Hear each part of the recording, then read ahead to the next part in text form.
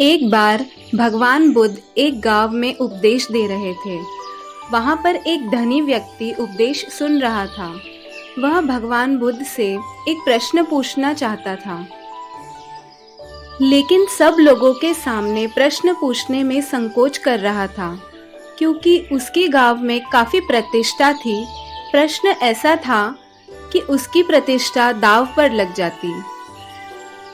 उपदेश खत्म होने के बाद जब सब लोग चले गए, तब उसने बुद्ध के सामने हाथ जोड़कर प्रश्न पूछा।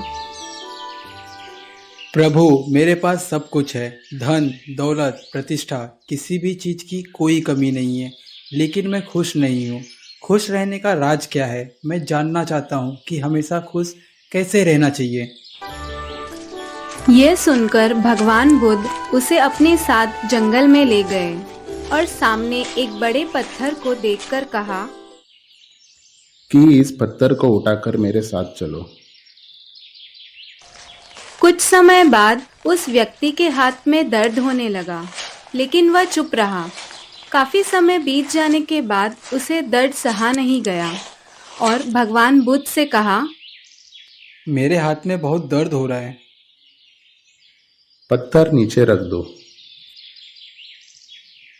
पत्थर नीचे रखते ही उसे राहत महसूस हुई।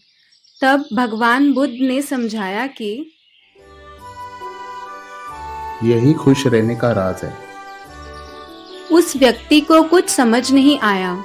भगवान बुद्ध बोले, जिस तरह इस पत्थर को जितने समय तक हाथ में रखोगे उतना ही दर्द होगा, इसी प्रकार दुख के बोझ को जितने देर तक हम अपने कंधे पे रखेंगे उतने ही ज्यादा दुखी और निराश रहेंगे।